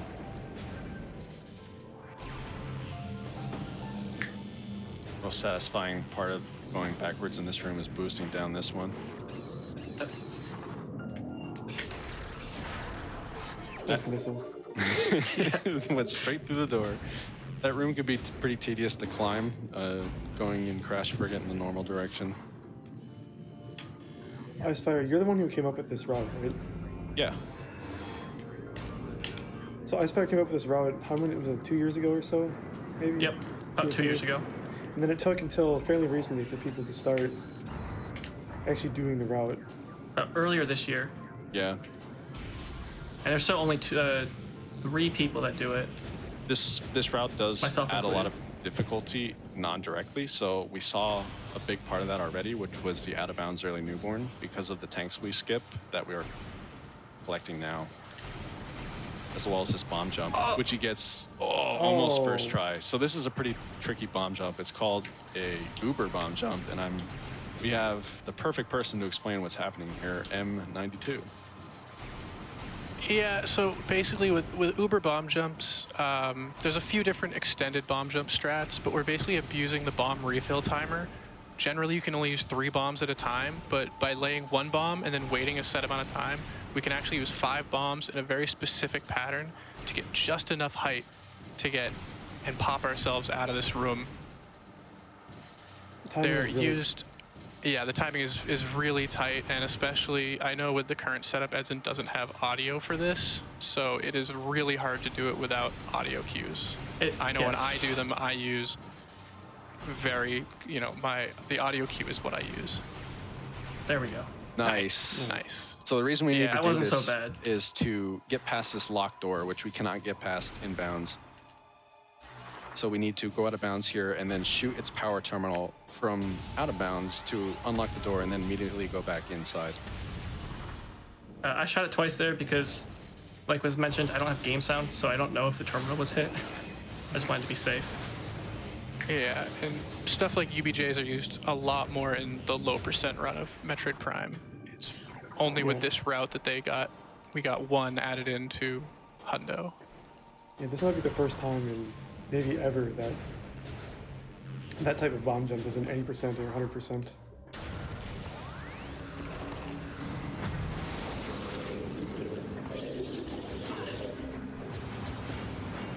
Hello? I swear there's a standable spot up here. Yeah, it's somewhere around there. So it's just, There besides it is. getting knocked around by these pirates, is trying to find, yeah, there we go, a small platform to stand on so that he can climb up this room and get a missile expansion. And that's the only reason to come up here, because as soon as he gets it, he's going to come right back down. Yep.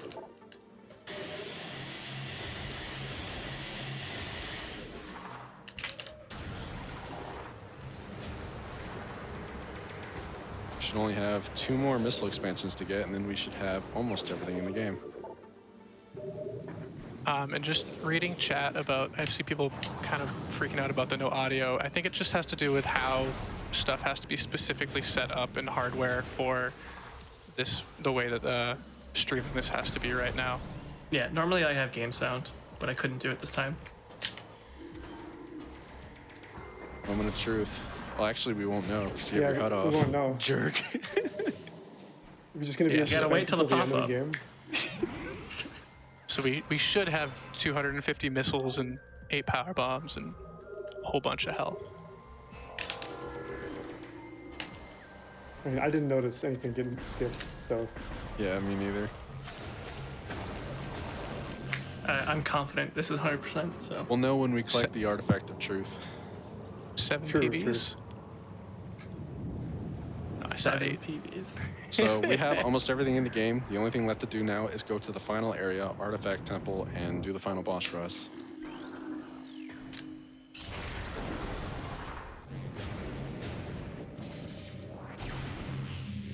And here's the first boss, this door. This door takes a notoriously long time to load. It's one of the longest loads in the game. There we go, first try. Nice boss fight. All right, moment of truth. If it's 100% or not. Awesome. There we go. Nice. We have all the items. Why did I charge? So this is Ridley. This is the second final boss of the game. The goal here is to just get it up. whoa, what? Okay. That's fine. Ridley decided to just peace out there. Yeah, everything's fine. So normally you're supposed to stun him. This is fine. You're supposed to stun Ridley and then line up a boost, but Ridley just decided to fly off there. Okay. Way further away than I thought. That's fine. It's just a better showcase of Okay. destroying Yeah. Ridley. So there we go. So boost there. And look at it. Look at that. Ridley is now in the ground phase. I wish I had a health bar to show you, but edzan has it turned off. So Ridley is weak to Boost Ball in its flying phase, and Boost Ball does several thousand units of damage per frame. So by boosting into Ridley, it basically just deletes its flying phase, leaving us with only the last quarter of the health bar. There's a glitch there where Ridley was invincible. Free time loss. Sometimes that happens. Yeah, free time loss. Ugh. It happened Again. again. Oh my god. The freest of time loss. Discount Nice. time loss. Get it while you can. Got all the Great got all value the time snipes loss. though. Yeah, so that fight can be a little bit tricky, not only because of the free time loss, but also, as we saw, some of Ridley's attacks we can't rely on lock-on to hit its weak points, so we have to manually aim, and as seen, manually aiming in this game can be pretty tricky. Pretty solid boss fight though, besides the glitches. Yeah.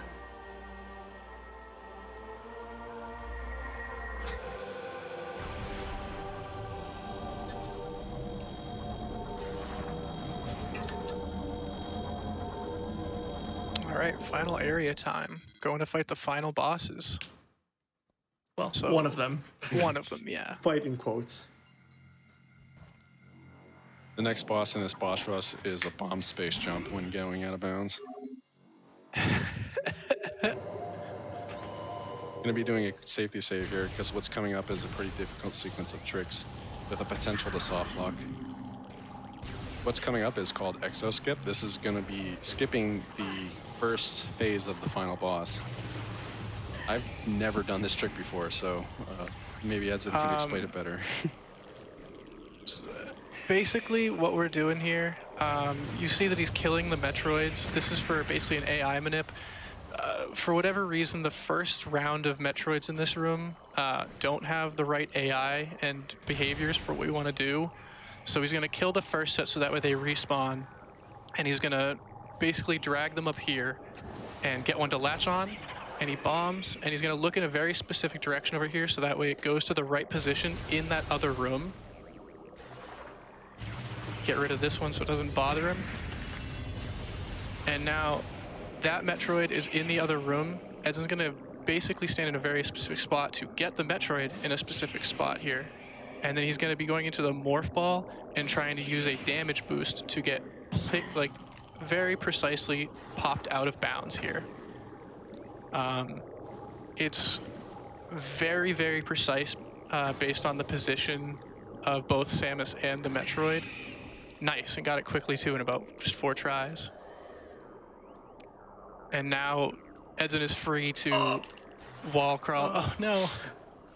Wall crawl all the way up and around the actual Metroid Prime boss, the Exo phase anyway. There are still a couple spots in here that can end this run. There's one spot that he's going to have to hop by that will just start the Exo fight, and then there's also a large trigger that he's going to have to jump over, which we'll mention when we get there, that can actually just soft lock. It puts you in a version of the subchamber with an invincible version of Metroid Prime, and that is just a straight up soft lock. So Edzan, once again using ether jumps to get to the top of this room, which is a 3-frame trick. Double checking that he's transitioned to this room.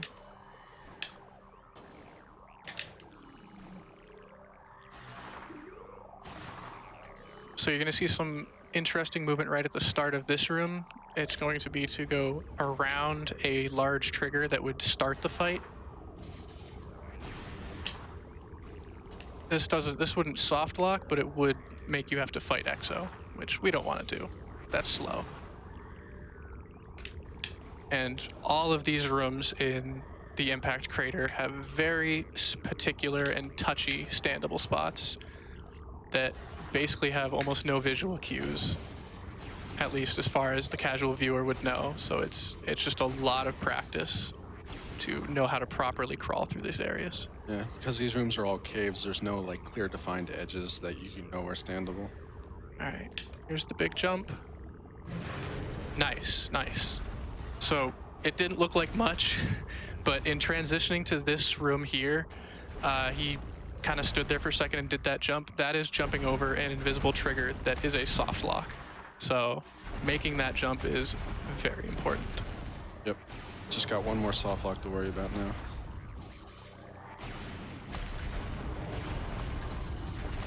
And again, finding standable spots in here is really, really tricky, especially with whenever you unmorph in here, the game wants to face you towards the boss, which isn't too bad in this room, but in some of the other transitions becomes a bit of an issue. Like you'll see when he unmorphs here, it'll make you always face towards Metroid Prime. Nice name drop there. We're skipping the name of the game.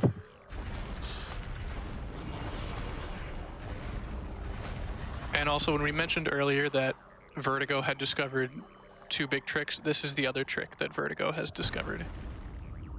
Yeah, this was, I believe, his introduction to the community, actually.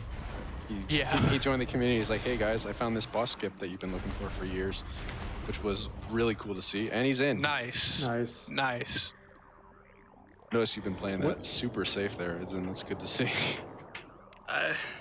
Yeah, there's a lot of ways that this wall crawl can goof up, so playing it safe is a very good idea.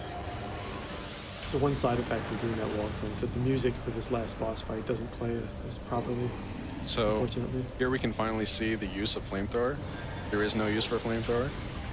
This does nothing to the boss, and because we don't need missiles anymore, we can just bask in its glory and watch it go. So this is the final form of the boss, called Metroid Prime Essence. It's only weak to the Phazon beam, which Samus only acquires by standing in these Phazon pools. What Edzan is doing here is he's timing his shots so that it immediately cancels an animation that the boss is doing. And the boss is programmed to have a set number of animations before it lays the next pool, so canceling those just speeds those up. Yep, and you'll also see Edzan rolling in specific directions away from the pool to manipulate where Essence will be, so that we can start damaging Essence before it tries to move away from close to the pool.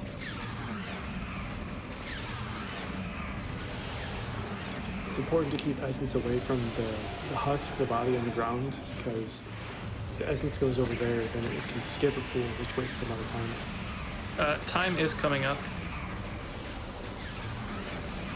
Nice. And this is just pool cancels to extend. By basically walking in and out of the pool, you can extend how much damage or how And much time. time. Nice. That's Nice. That was a clean essence too. Yeah. That was a really solid run. It's a nice GG. job. GG. That was a good freaking run. Yeah, that was All right. So extremely good. we're gonna watch these very short credits just to see the final in-game time, as this game does run off of in-game time. That's kind of the fastest, 20% at GDQ. Yeah, 143 That was 6 a RTA. really solid run, man. Nice job. That So- was good. Yeah. What was the RTA? 143. Oh, okay. Okay. Like 142.58, I guess it would be, because they started right at the start file select. So -8. So during these credits, we're gonna mention, if you're interested in running this game at all and want a good resource to get into it, Justin DM, he's been at GDQs before. He just made a new tutorial for any percent a couple days ago, and it's very good. I've seen parts of it, and it's very thorough and very informative. Should we like post that in the chat or something? I guess it might be Yeah. kind of hard to see if there's a lot of people. If anyone's interesting, just hit up the Metroid Prime in the speedrun.com leaderboards. We have all our Yeah. All the links to Discord information and is there. resources there. Yeah.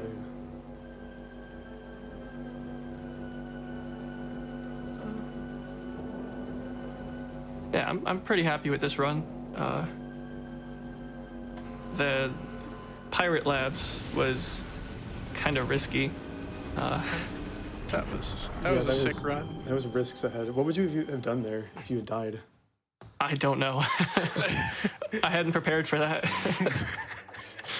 You Well, would good thing you didn't die. have pressed .done and you would have said I died. Also, yeah, well, while this finishing the credits really quick, I've also tasked this category. I did a couple years ago. It's very good. The in-game time for that one was 49 minutes, and for reference, the record right now is 1 hour and 10 minutes. So it's 20 minutes faster than the record. So if you want to see even better gameplay than today, go check it out. Nice. 116. 116. Nice. Good run. Yeah, so I think that's it for us, unless anybody else has something else to say. No, just thanks for having us here to commentate with you. Shout out to the staff for keeping this stuff running smooth. Yeah. Thanks for watching, everybody. Yeah, thanks everybody.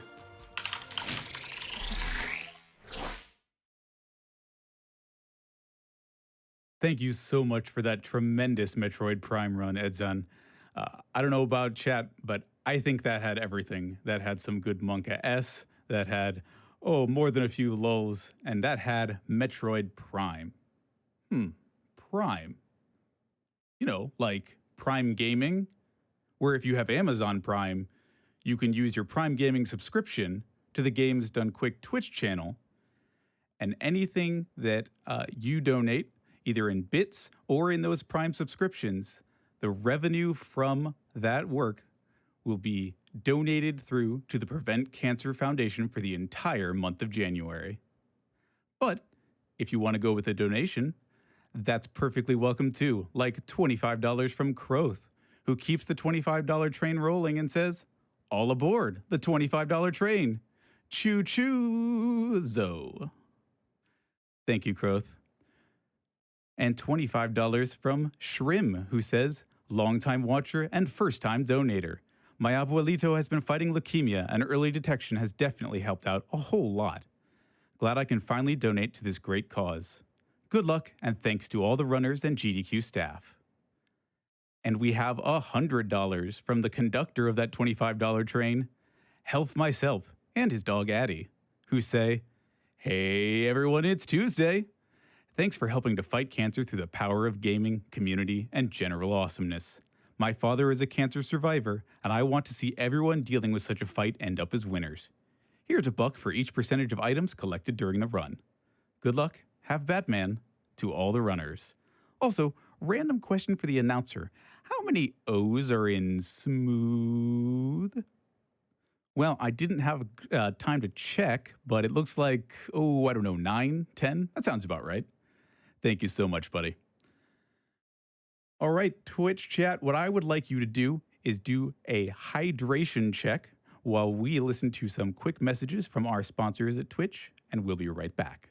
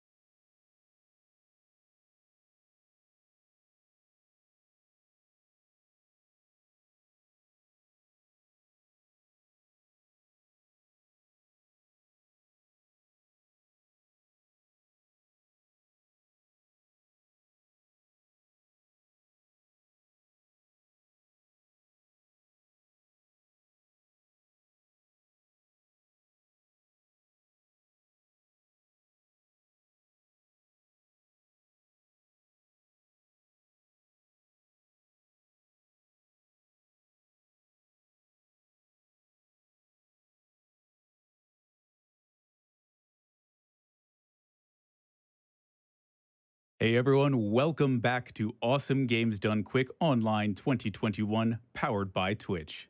My name is ateatree, and I made sure I'm well hydrated. I've got 36 ounces right here. I hope you're all doing well too, chat.